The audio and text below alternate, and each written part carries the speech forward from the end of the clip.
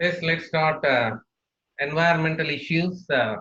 Pollution, we use it to say, maybe a small area, but more potential area for neat examination point of view. Okay, so let's start the topic environmental issues.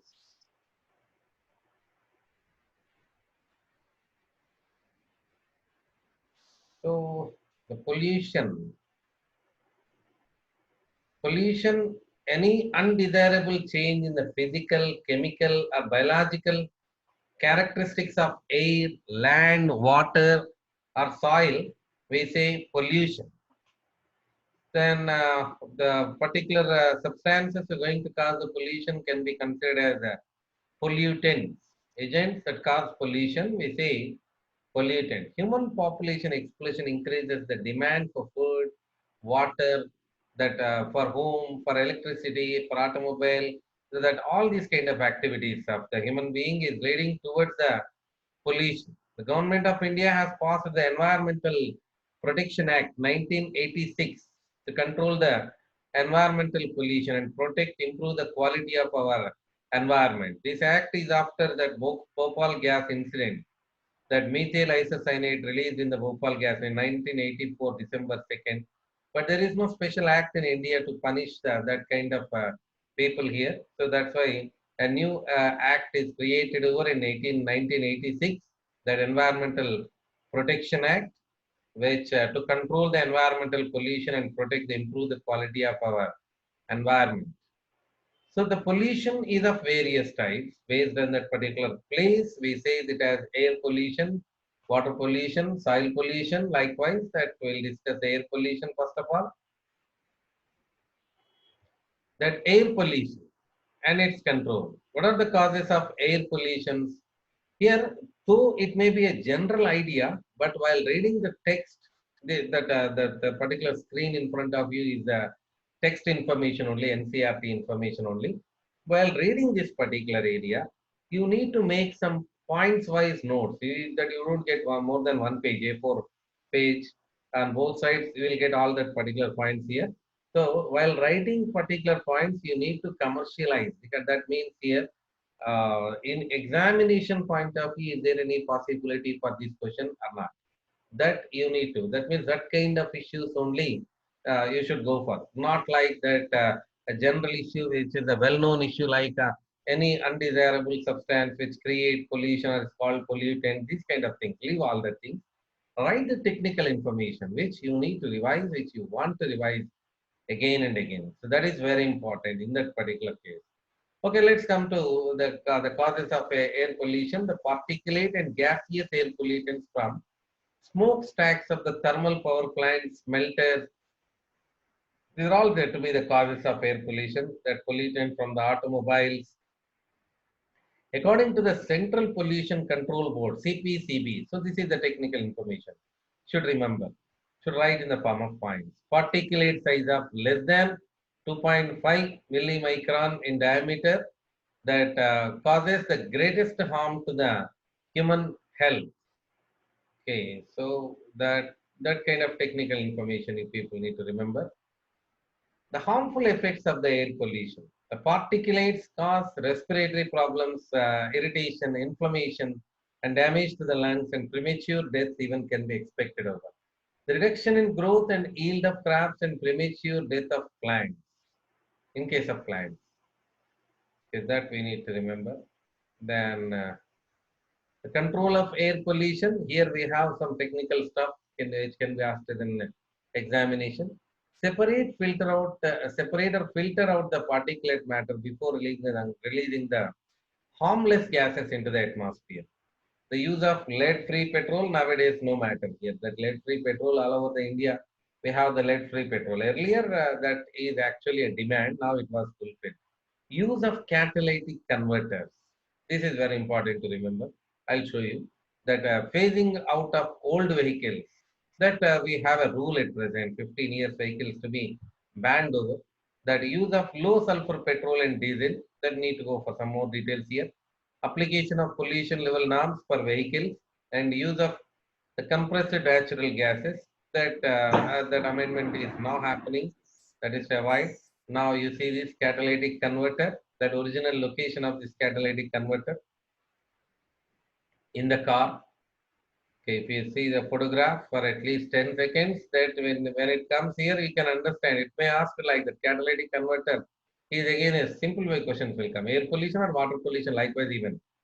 So that's just looking to that particular related to the car. That means air pollution. In that way, it is. The technical information about the catalytic converter, the device to reduce the emission of poisonous gases, which is made up of platinum, palladium, and rhodium. These are the costly materials actually. These are.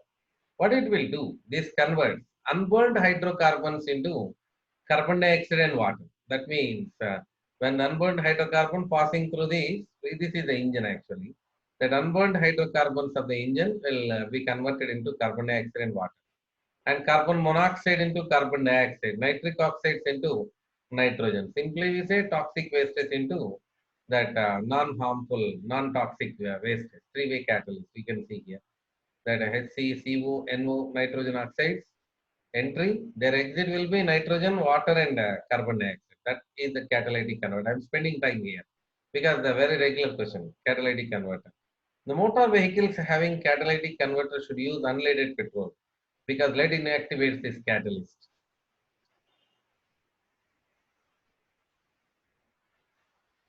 So advantages of CNG, the compressed natural gas. It is better and cheaper than the petrol and diesel.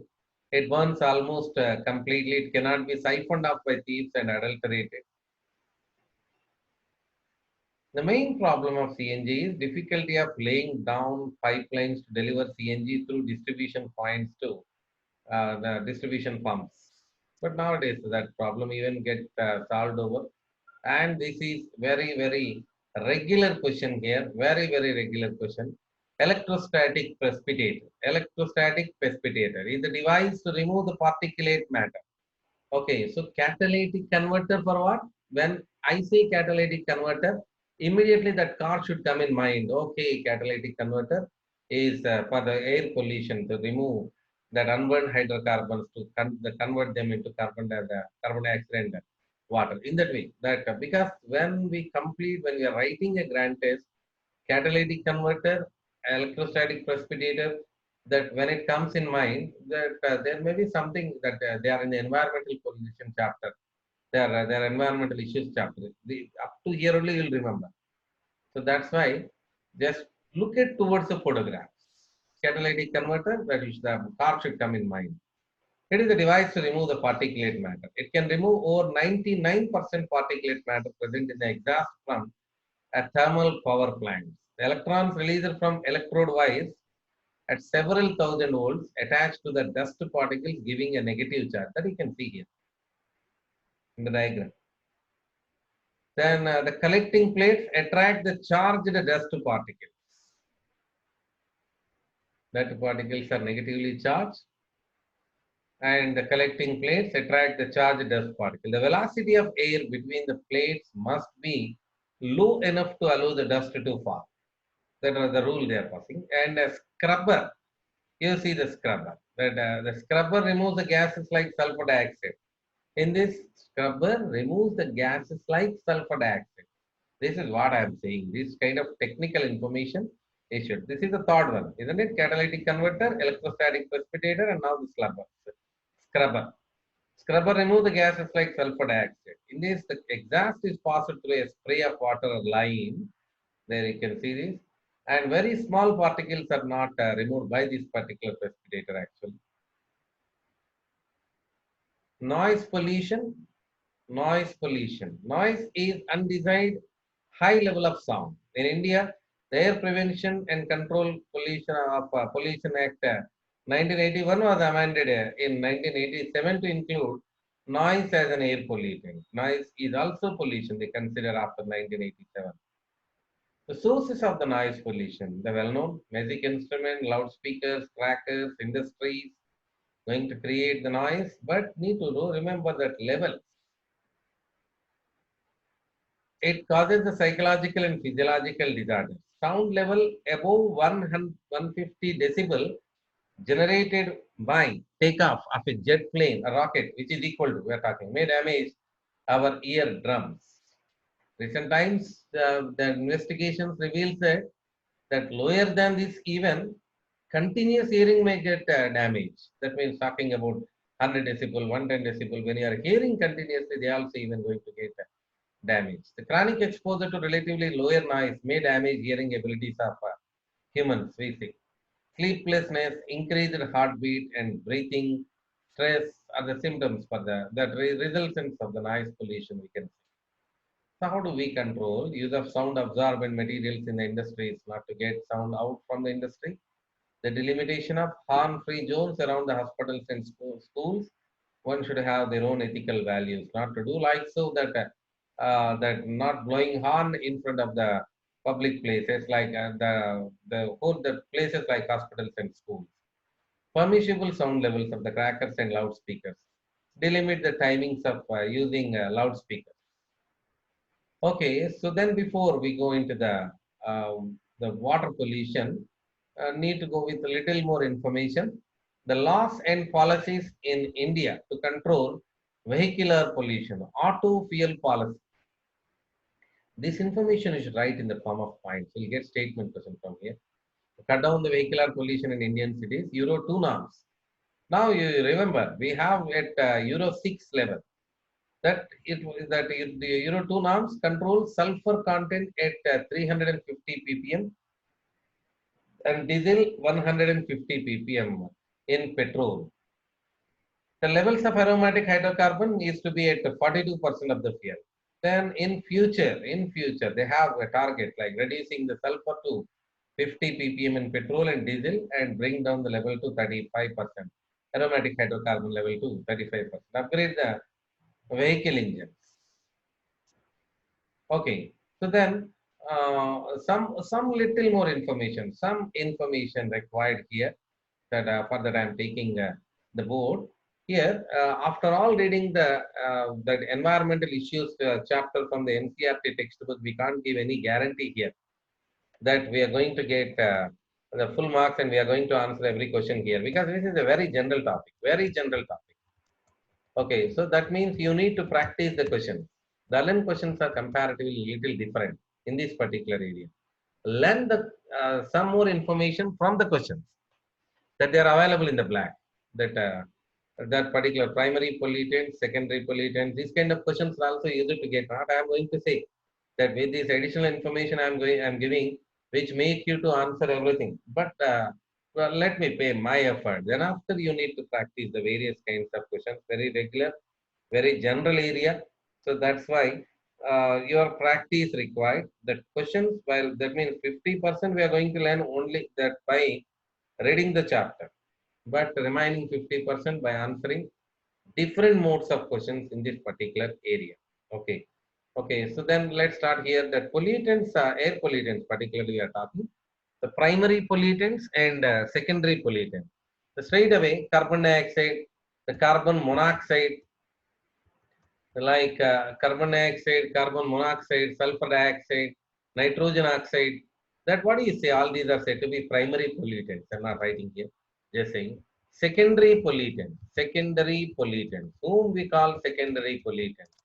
That means whatever the primary pollutants with various combinations, if they form another pollutant, we say secondary pollutant. Let's take peroxyacetyl nitrate. That one of the best example for secondary pollutant here, peroxyacetyl nitrate.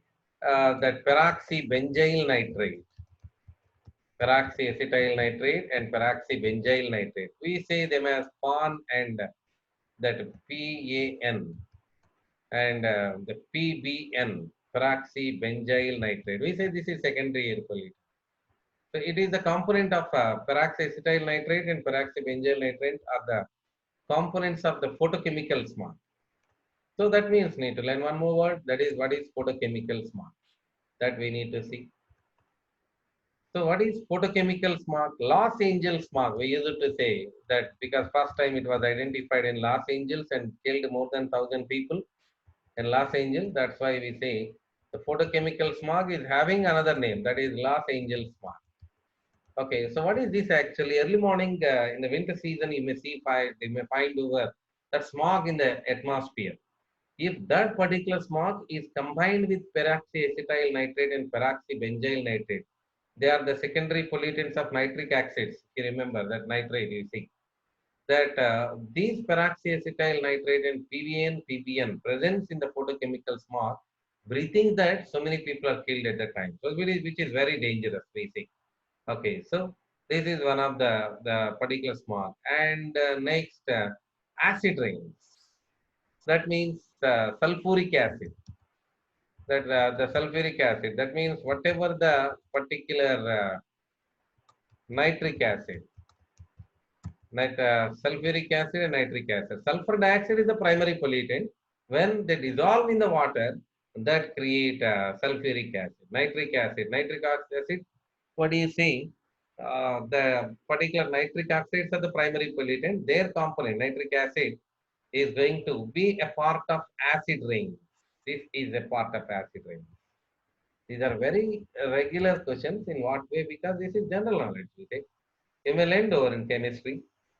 Thus, the acid rains and photochemical smog. These two are the things to be remembered, and the participants in them are that secondary pollutants, we can say.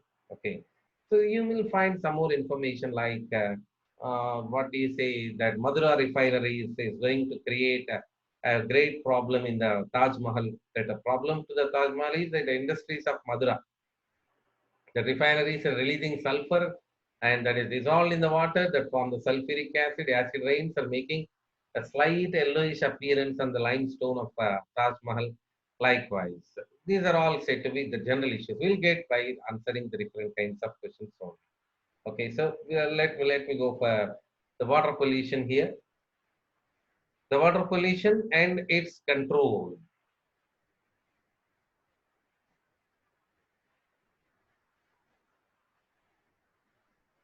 The water pollution and its control. The domestic sewage and industrial effluents, like the 0.1% impurities in water make domestic sewage unfit for human use. They include suspended solids like sand, silt, clay, colloidal materials like fecal matter, bacteria, cloth, paper fibers, dissolved materials like nutrients like nitrate, that NH3, phosphate, sodium, calcium, in that way. The removal of dissolved materials, organic compounds, and toxic metal ions are most difficult. The domestic sewage contains biodegradable organic matter. It is decomposed by microorganisms. The amount of biodegradable organic matter in sewage water is estimated by measuring biochemical oxygen demand. That measuring the biochemical oxygen demand. We need to understand this particular graph. Okay, so for that, to understand this particular graph, I have to go for little bit information for you that before we enter into the graph, that let me go for that little bit information about this area. So for that, I am taking no much diagrams are required. That's why I'm not taking board here. Just I am drawing here that whiteboard. This is the lake. Let us imagine this is the lake. So in lake, a general lake which contain all kind of aquatic organisms here, like that nekton, neuston, periphyton, benthos, whatever the organisms are in general present in the lake, they are present. Imagine there is a particular organic factory here. Okay, so I'm not a good artist and no need, I think so. If I say this is factory, it's enough for you. Okay, so from the factories, from the industries, okay, if any biodegradable waste is released, biodegradable waste, particularly we are talking about that biodegradable waste, any biodegradable waste is released from the factory.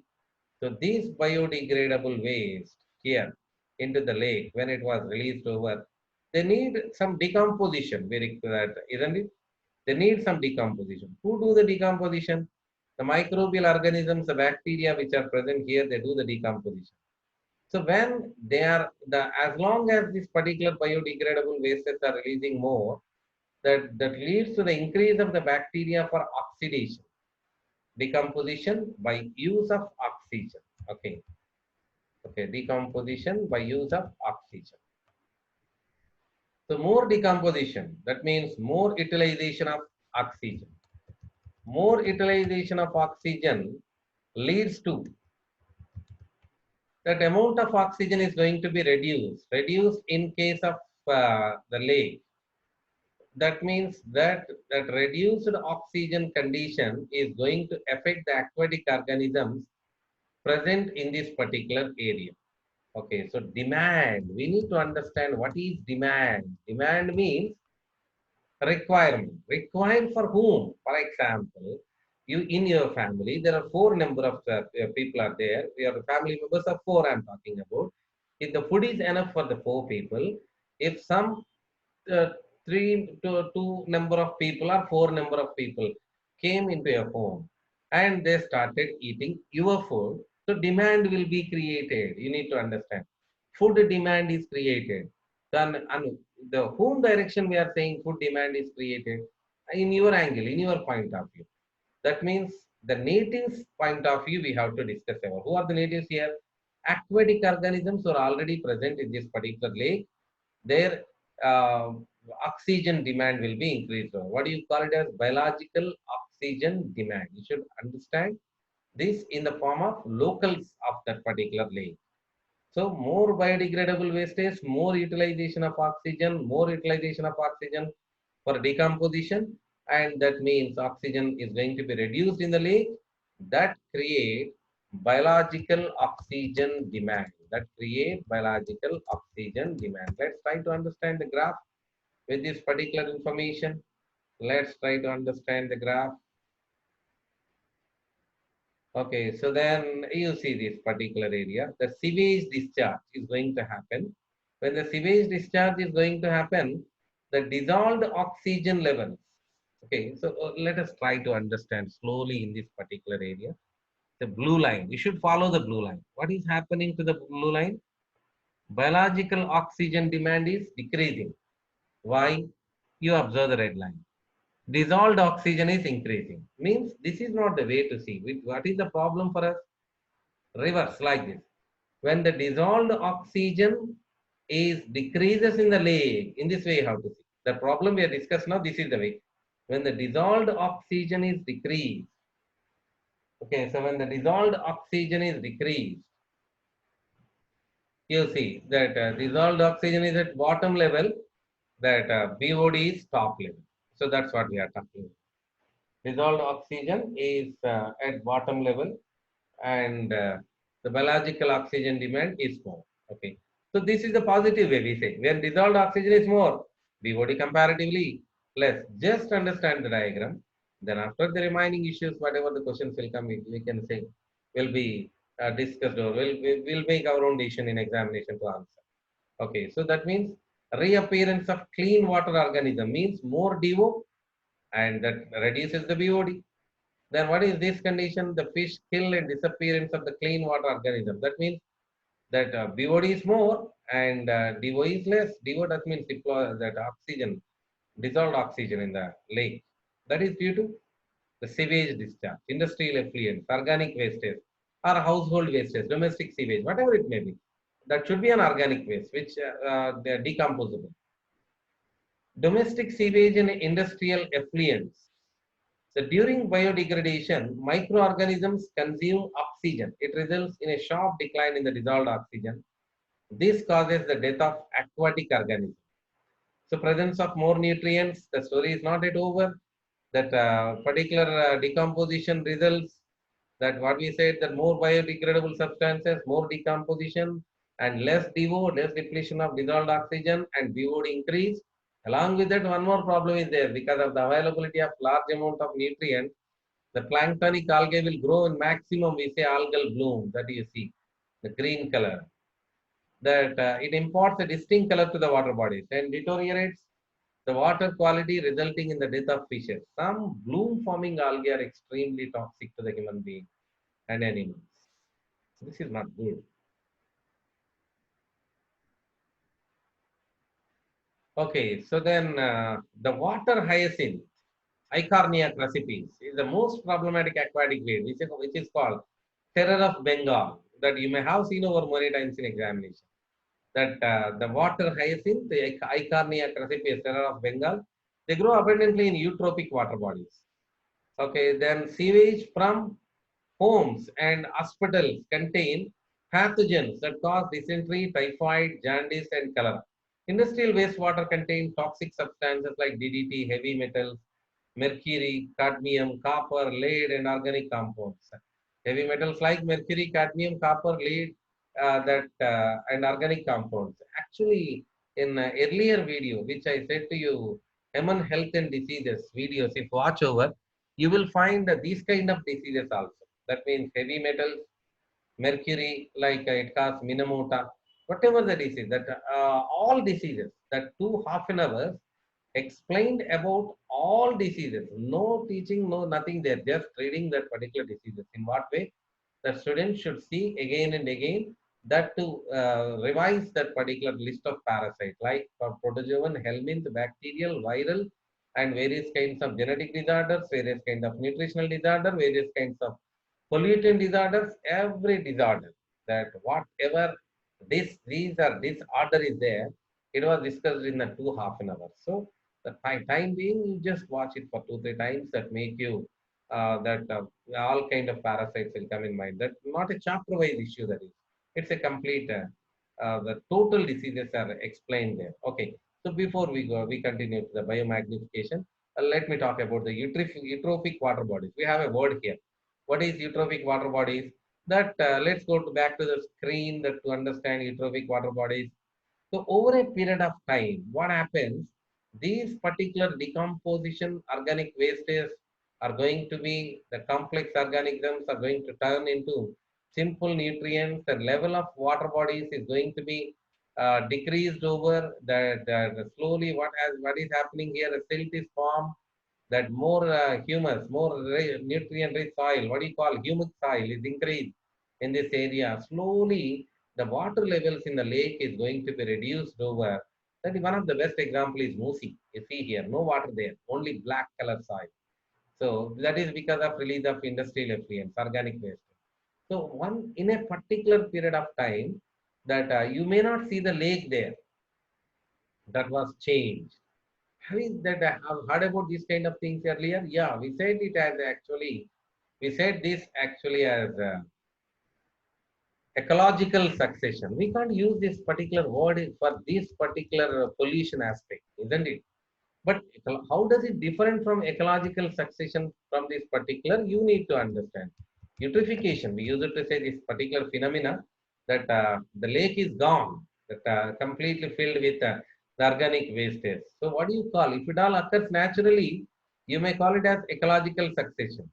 But this is not happened naturally. This is happened that by human activity. What do you call it as? Eutrophication. You can't say it as ecological succession. It will take thousands of years, a longer period of time. A human can make it possible artificially. What do you say? That is pollution, eutrophication. So the just try to find out the difference, ecological succession and eutrophication process. Okay, let's get back. That need to see that biomagnification issue. The biomagnification, magnifying, that means increasing. You need to understand. Very few technical terms. Like from the beginning, acid rains, photochemical smog, and now eutrophication, which is similar like the ecological succession, man-made ecological succession. That is not good thing actually. Now the biomagnification. Imagine, we'll take a particular example. We'll take mercury here. Mercury. That industries of Japan. It's a live example. Industries of the Japan used to release the mercury wastes in the marine water.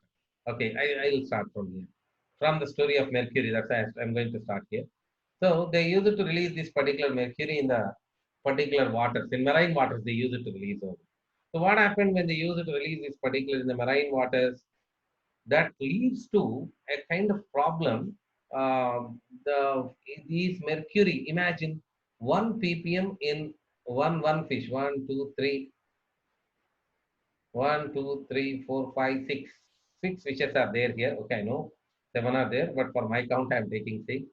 The 6 fishes are there. Imagine these fish eaten 3 fishes. These fish eat in three fishes. As I said, 1 ppm mercury in one fish. That means how many you can see in this particular fishes? 3 ppm each. That means from lower trophic level to the higher trophic level, that the magnifying that pollutant substance is happening. Imagine if these two fishes are eaten by one human being. So how much in human being? 6 ppm. So that's what we are talking about. Magnification from the lower trophic level to the higher trophic level. In the same way, you can say DDT. DDT, when you spray to the plants, from there to the insects, from there to the fishes. Likewise, in one trophic level to the other trophic level, that myomagnification is going to be happening, magnifying that substance. So this line story makes that Minamoto disease observed in Japan people. When they focused that area, this myomagnification thing came into the limelight. The organisms cannot metabolize or excrete the toxicants. So that's why it is passed into the next trophic level directly, but next trophic level in multiplied manner, because that next trophic level always eat more than one. Like a small fish eat many zooplankton. A large fish eat many small fishes. So that's why. So that's why from one level to the another, we started from 0.00003 ppm to 0.04, 0.5, 2 ppm, and maximum it was reached to the bird, that is 25 ppm. So that's what we are talking about, biomagnification. So this kind of TDT disturb the calcium metabolism in birds, which causes the thinning of eggshell, that premature breaking we say. It causes decline in bird population, and DDT also causes disturbances in the nervous system, that acetylcholine cannot be removed from the synapse by cholinesterase enzyme. It affects the cholinesterase enzyme. Generally, acetylcholine from the synapse immediately need to be removed by enzyme called cholinesterase, but that won't be happen in case of more DDT in the body. That leads to paralysis. What is it? Eutrophication. We just talked about the eutrophication. Natural aging of a lake by nutrient enrichment. It's a natural aging of a lake by nutrient enrichment. If generally, if it all happen natural aging, what do you call it as? What we say that particular condition as ecological succession. So in a young lake, what do you call eutrophication? Okay, in a young lake, water is cold and clear. With time, streams draining into the lake introduce the nutrients. It increases lake's fertility. Thus, plants and animals grow rapidly and organic remains are deposited in lake bottom, so the lake grows shallower and warmer with warm water organisms. Then the story of ecological succession we are talking about actually. Marsh plants take root in the shallows and fill in the original lake basin. Eventually, the lake becomes land. Okay, so depending on the climate, size of the lake, and other factors, the eutrophication may span thousands of years. But if the same vitrification done by the human being, what do you call it as manual, anthropological vitrification? Yes, so however, pollutants like effluents from the industries and homes accelerate vitrification. What do you call if it is done by the same vitrification done by human being? What do you say? Accelerated vitrification or cultural or accelerated vitrification. Here, the reason for that prime contaminants are the nitrates and phosphates. They overstimulate the growth of algae. It causes unsightly scum and unpleasant odors and drops the water of dissolved oxygen. It leads to death of other organisms. So, the cultural eutrophication is going to be dangerous. We are talking about. Okay, so then let me show you that particular area again to you. Then whiteboard, we discussed about this particular, that ecological succession. If it all naturally happen, we say it as ecological succession, which will take thousands of years.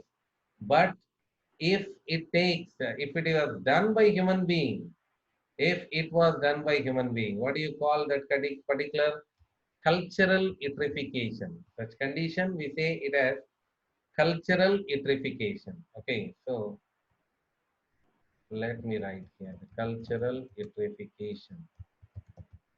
That eutrophication or ecological succession, if it all done by human being, okay, some sort of confusion. Let me write here that it was done by human being, that we say cultural. Yeah, okay, we can go back, isn't it? So that's it. Let me write here. The cultural eutrophication.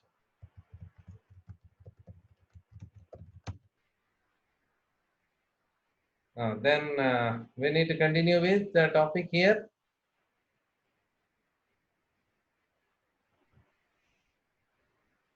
The eutrophication, heated or thermal wastewater from electricity generating areas. That the eutrophication we are completed here. Now let's go with the thermal pollution. The thermal wastewater from electricity generating units, thermal power plants, we say, eliminates the organisms sensitive to high temperature. We know that most of the aquatic organisms, like our fishes, even they are poikilothermic organisms. That means they can't tolerate the temperature fluctuation. That the poikilothermic organisms generally stenothermal, isn't it? That we discussed in ecology. So the poikilothermic stenothermal organism can't tolerate the temperature fluctuation. That these thermal wastewater with the high temperatures, when it was released to the water bodies, the surrounding lake here, that may kill the organisms of that particular lake. It may enhance the growth of plants and fish in extremely cold areas, but only after causing damage to the indigenous flora and fauna. That what they are saying. The thermal power plants eliminate organisms sensitive to high temperature because they are poikilothermic, stenothermal organisms. Then, but it may enhance the growth of other plants and fish in extremely cold areas, but only after causing damage to the local flora and fauna. Okay, so double disadvantage we can see. The local species will go, and that makes other species to come. Integrated wastewater treatment, Arcata wastewater treatment. That includes artificial and natural processes here. An example is the town of Arcata, the northern coast of California. That townspeople and biologists from the Humboldt State University created an integrated wastewater treatment process. So it was a map here. That's a big area to know, but very little information we have in our textbook. The various levels will be seen over for filtration of that particular Arcata wastewater management is a bigger one. The very interesting project. The cleaning occurs in two stages: sedimentation, filtering, and chlorine treatments. After this, remaining pollutants like dissolved heavy metals were removed using an innovative approach. The biologists developed a series of 6 connected marshes over 60 acres of the marshland that appropriate plants and algae, fungi, and bacteria were seeded into this area. That is to remove the organic waste. They neutralize and absorb and assimilate pollutants. Thus, as the water flows through marshes, it gets purified naturally. The marshes also constitute a sanctuary with the high level of biodiversity, that in the form of fishes, animals, and birds. It was organized by Friends of the Arcata Marsh, a citizen group for the upkeep and safeguarding of this particular project. If you search in Google Foam, that you'll find their own website along with their videos also. Ecological sanitation, a sustainable system for handling human excreta using dry composting toilets. Okay, so this is a practical, hygienic, efficient, and cost-effective solution to the human waste disposal. We say Ecoson toilets in Kerala and Sri Lanka, there are actually there. That human excreta can be recycled into a resource as natural fertilizer. Please log in again. We continue.